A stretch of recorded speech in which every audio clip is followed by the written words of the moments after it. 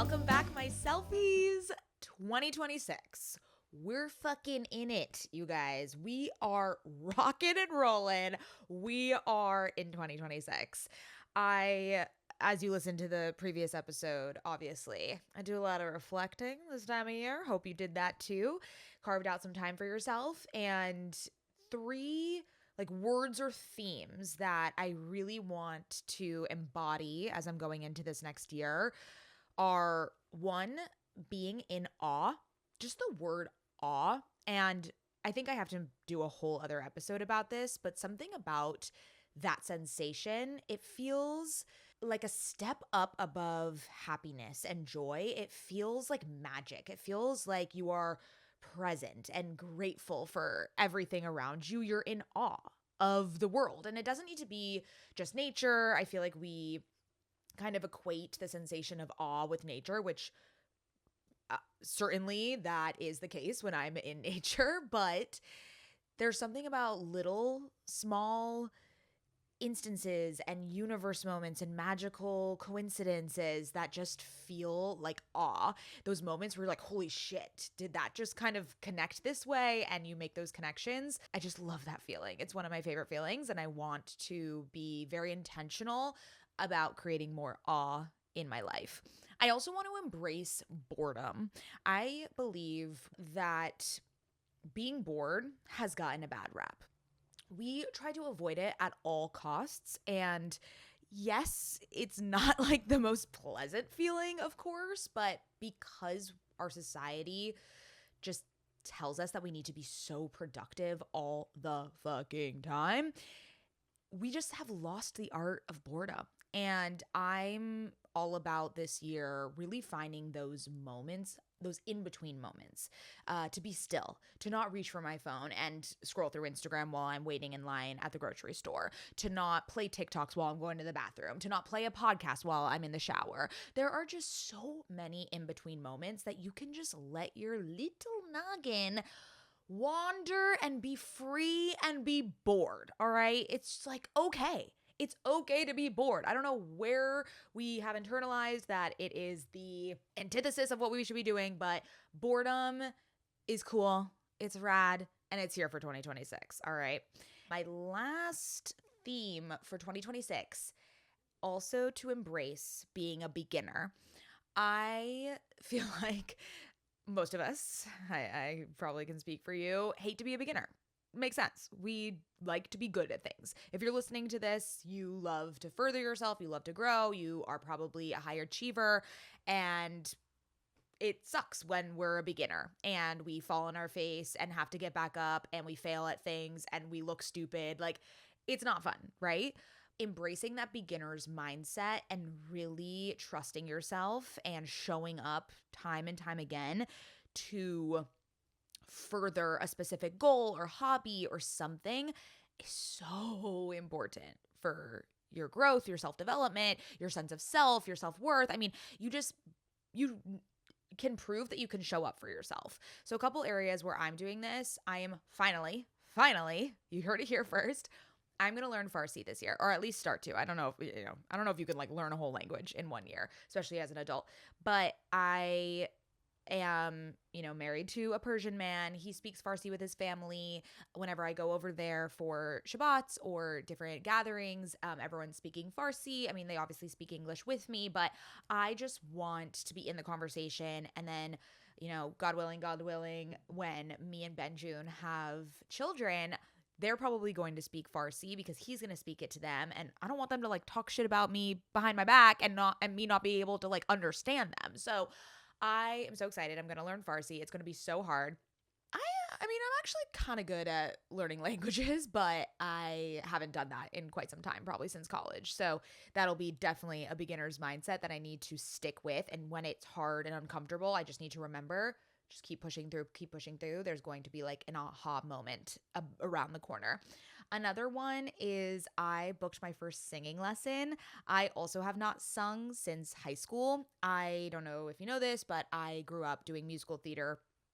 I don't know if you know this about me, and you could probably sense it from everything about me, but I grew up doing theater. I did it like pretty professionally, and I was on track to go to school, to college for musical theater. And at the very last minute, I decided to abandon it all. I rescinded all my applications and I went to college just for normal school things. I mean, I loved academics, so it wasn't a complete loss, but I was going to go to like a conservatory, which is a strictly musical theater school.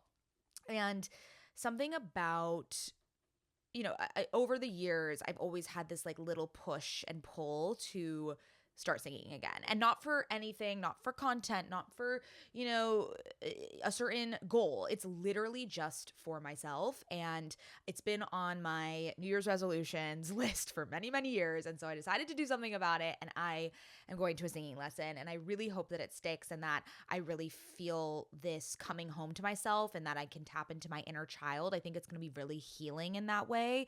And there's something about singing where you use like your vocal cords and your humming and your throat, and a lot of that comes from embodiment practices. There's a lot of like nervous system regulation that happens with humming and like and basically like singing to yourself, because if you think about babies, like we sing to them, we soothe them, it's very soothing. And so I'm excited to see how singing again will help my nervous system. So I will report back. When I sat down to figure out what I was going to say to you all today and what the theme of today's episode was going to be, I got really nervous about it, which I think is an indicator that I need to talk about it. So this is something I've been afraid to admit publicly. I hate hard work. I hate working hard. To me, when I think of hard work, I think of soul-bending, stressful, burnout, hustle culture. This intensity and aggressiveness really has never aligned with me. And you might be thinking, Mads, what the fuck? Like, you're a hard worker, you have a successful business, you're doing this podcast, you do like a million things, like you're a hard worker. It's so strange because I have never identified with that label. And I think it's because it just feels so depleting. And I think hustle culture has made us believe that if we're not so stressful, then we don't earn it, then we're not worth it. If we don't break our backs and just like give every ounce of ourselves to a degree of burnout, that it's not going to work, that we're not going to be successful. I've been struggling a lot with this because that is really the narrative around entrepreneurship, around building a business. You hear this narrative time and time again about how people sacrifice so much for their business and they worked 12-hour days and they were just hustle and really, really leaning in to the work and hard work. Like, I busted my ass, I worked my ass off, like all these different really insane narratives. And yes, then we see this incredible result, right? $100 million companies and crazy, accolades and all of these things. And you start to think to yourself, fuck, like, am I lazy if I don't want to live that way? Will I fail if I don't push myself in that exact manner? Or even like, do I secretly not have what it takes? Like, I might as well not even try if that's the way it has to be in order to achieve that level of success. I was listening to a podcast, and I won't name the podcast because I really, really admire it and love it. And there was a founder on the podcast talking about how they grew their business to this incredible revenue number. And the founder's perspective was, yeah, you pretty much have to kill yourself to get there.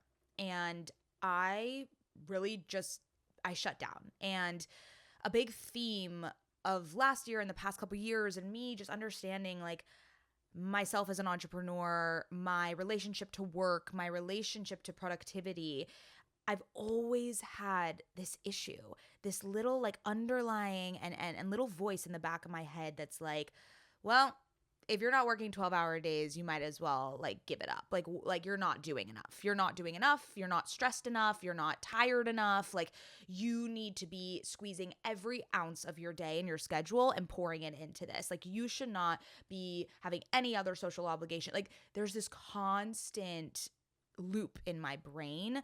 And I'm sure if you're an entrepreneur, you'll feel this too because of people who say that. And look, I'm not saying that creating a business is not difficult and challenging at times. Of course it is. I experience it on a daily basis. It reminds me of the limiting belief that I have to be stressed to make more money. That's something that's always been an underlying limiting belief for me, where I kind of stop myself from making more money because I believe that I have to be stressed, that I have to work harder to get more money. That's just a belief. That's literally a belief, and the opposite can be true. Money can flow to me so easily. Making it can be so fun and easy and aligned, and it has been, right? I look at the way that I've run Camber, and honestly, when I push and push like a boulder up a hill, and there's this resistance and intensity, it doesn't work. We typically fail when that happens. We typically lose sight of what we're doing when that happens. Whenever I try and work too hard, basically, I end up making less money. Like there's this weird thing in my brain where I have proof in my life that this other way of living exists, a one that is more intentional, that's more flowy, that the work feels like it's lighting me up, like it's giddy, like I'm excited to do it, and that I don't have to do it for that long for it to reward me.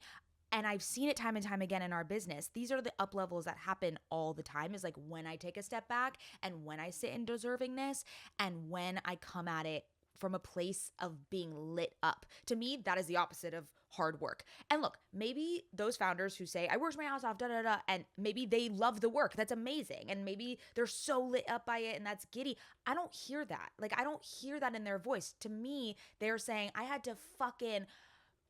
sacrificed everything in my life. I went to bed, hit the pillow, and I was drained and about to like cry, whatever. Like that's the energy I get from that. And I just don't subscribe to that. Like I don't want to feel that way. And I don't think building a business needs to feel that way. I've really had to shift my relationship to being a leader, being a worker, building a business, to how do I want the work to feel? I don't want it to feel pressure filled. I want it to feel like deep work. I want it to be more in these short outbursts. I work best when on the weekends for a couple hours, or maybe at 5 a.m. before a workout. I kind of like pick and choose when I work, and it feels like it all flows together and is integrated. Like there's this flowiness nature of it. I mean, obviously you guys know about the concept of being in flow. Like that is what I aspire. I want this feeling of like elevation and so excited and mission driven. Like to me, that feels so much lighter. That's so much softer and lighter than hard work. It's also about rest being a part of the process, not a reward for the work you do. Like I feel as though all the self-development work I do is part of my work. That's part of my day. Sometimes I'll be like, oh shit, I just like spent this much time journaling and doing my morning routine, where it's like, no, that adds to me as a whole human being. That adds to me as an amazing leader, as an amazing visionary, as someone that can think clearly, that is creative, right? These are all aspects of building a business that to me just don't operate in the same wavelength as hard work. So the reframe is not that I hate work, okay? Obviously I don't, because I am smitten with what we've built with Camber, and it's literally a brainchild of me and my co-founder Lauren, and it's something we've dedicated our lives to. I wouldn't dedicate my life to it if I didn't really believe its value and I believed I was impacting people. I just hate when work requires self-abandonment. I hate when it dysregulates you. I hate when it feels really, really like you're going into stressful burnout territory. As I mentioned, yes, of course, there will be challenges. There are every fucking day, okay? There's going to be things you don't know. That's where the beginner mindset kicks in. There are going to be moments where you doubt yourself. Actually, the whole time you're going to doubt yourself. You got to be comfortable with that as well. But there's something beautiful in it. There's something where you are asked to step up and trust yourself. You're asked to step up and shift your mindset to one of positivity and creativity and gratitude, right? Of every moment that you get to do this. I say this all the time to entrepreneurs. And I say this to myself because it's something I need to be reminded of. I built this business so that I can create my own path.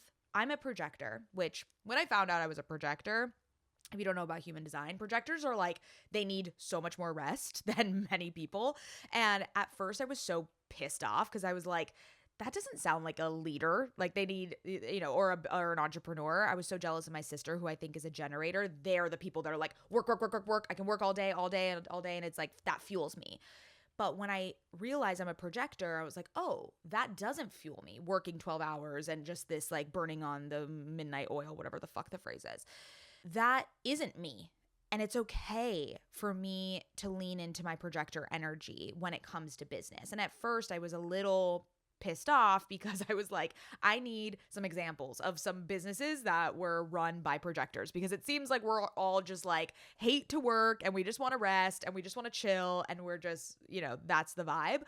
But I looked up projectors, Barack Obama, need I say more? And I also know a couple other projectors that I admire, some female founders like Sammy Clark of Form. She is running an incredibly successful business, and she's a projector. She has really successfully paved the way for how she wants to show up as an entrepreneur and a founder. Aligned working, feeling aligned with everything that she's doing in the tasks. It just has this like cohesiveness, and it doesn't feel like she is burnt out, stressed, like pulling her hair out at every moment. It feels this like very calm energy, which obviously for Form is exactly what, they're trying to emulate, is this like sense of well-being. And it really comes off that way. For Camber, do I really want it to come off that I'm stressed and tired all the time? No. Camber is about being friendly, being joyful, discovering, having this companion with you as you are exploring your local city. It's about being a curator. It's about recommendations. It's about good food. It's about making sure people belong where they are. That can't come across if I'm this like weird, stressful hustle culture energy that I would be putting out. I don't think that would be good for the business and even sustainable for the business. Another projector that is an expander for me is Elizabeth Endress from The Wellness Process. She used to be half of Sweats in the City. Now she does her podcast, The Wellness Process. And by leaning again into her type of energy, she was saying that she's made like 6 figures just from her Substack alone, which is nuts because she just started it. Her podcast is like one of the top wellness podcasts, and she's only been around for like a couple years. Like her manifestations are wild when you look at them, and there's just like success after success after success. And I guarantee you, she is not doing like soul bending, back-breaking work. She is doing this inner aligned work that just radiates through her business, and that is how it's successful. I always remind myself that I can choose whichever path that I want. It goes back to the comparison shit. I mean, I compare all the time. I'm listening to founders on these really incredible podcasts, and I compare myself to their paths, and I keep hearing this narrative over and over. And so I think that must be true. That must be the only path. But the best part about being an entrepreneur that we forget about is that we can forge it. We can literally make it up, and we can decide to do however it feels for us. And so when I hear that narrative of like, I worked my fucking ass off, like this aggressiveness, I just don't let it seep into my subconscious. I'm like, okay, that was for them. And look, if you're listening to this and you love that energy, amazing. I'm not saying that that's bad. I'm just saying it's not for everyone, because I think it's been blanketed as for everyone, but it's not. And I've been so struggling to even talk about this because I worry people will take it out of context, or that future investors, even though we don't have investors, but like, let's say we did get investors and they're like, oh, Maddie doesn't work hard. Like, that's really why I get so anxious to talk about something like this, but I do feel like it's important because I do feel as though fulfillment and satisfaction in our work life, which is the majority of our life, if we choose to dedicate our time to it, that's so fucking important. Like, that's the most important thing. And I just think, me and Lauren talk about this a lot when it comes to Camber and the company culture that we want to create and the ways we want to lead. Like, that, all of what I've been saying is like, I want to instill an entrepreneurial mindset in everyone that works at Camber. I want people to feel like they own their schedule and life and have that flexibility. I want them to feel lit up by what they're doing. I want the morale to be high. I want them to feel like they have I don't like the word balance. I kind of don't like balance. I like it all weaved in. Like, I like this flowiness. Again, I work like 2 hours here, 2 hours here, like little bursts, but it's not this like scheduled 9 to 5, oh, clock in, clock out. It's kind of just sporadic. And I love that. That works for me. And I want to empower the people that work for us to also embody it if that's what they desire. They can also choose a different type of pathway to success for them. So this is my permission slip to you. You are allowed to want ease. You're allowed to be successful without being stressed. I know, might not feel like it's possible, but it is. It truly is. Because if you do believe that you have to be stressed to be successful, then that's what will be for you. I don't choose that. I believe there is a path, and I've felt it time and time again. I do keep falling into the trap, and having to get myself out. But I do believe, because I've seen it in my life and I've seen the proof of it, that to be successful, you don't have to be stressed. You just don't. When I think of all the opportunities that have flooded to Camber, for us virtually doing no work, right? We obviously show up online all the time and show up on socials, but these opportunities, it's not like we went out and sought them. They are flowing to us. And it's because of that alignment, that magnetism, that calm energy that I hopefully exude, and that joyfulness. Like, people want to be a part of what we're building. So I am really nervous to put this episode out, but I think that means it's probably one of the most important ones, and it's something I think about a lot, and I worry that I'll come across as lazy or don't like working or don't care about my business or don't want it to succeed, which is so far from the truth. I want it to succeed so much that I'm willing to do it a different way, and a way that works for me.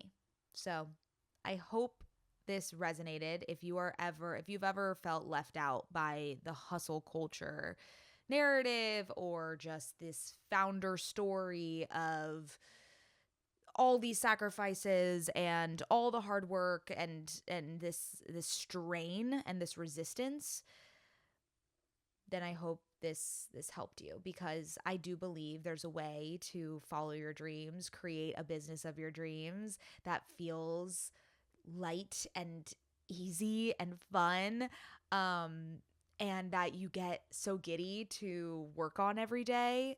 I'm not saying that's my reality. I there are obviously many days where I don't want to work on Camber, but overall, as if I like zoom out, that's how I feel. There's this levity to this work I do, and I think if that were lost, I would be in big trouble. So I just do believe that. So I just want to remind you that if that trap does not feel right for you and it's holding you back from working on your dreams or following your dreams or starting that business, I really hope that you know that there is a different path for you, and there is a different energy and a different way of doing things.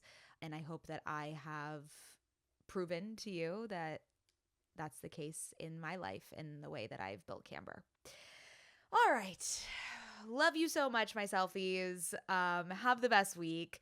And if there are any topics, obviously I I do this podcast. It's more just fun for me, and also it's a challenge for me to articulate my thoughts and show you the behind the scenes of mindsets and ways of building Camber and my life. And so would love any input on specific topics, themes, things that you want me to touch on. I'm happy to disclose all of it. Obviously, I just made an episode of that I'm like so scared to drop, but that's okay. So I'm really down to kind of like go deep in any way that you would find helpful. All right. I love you. Have the greatest week ahead.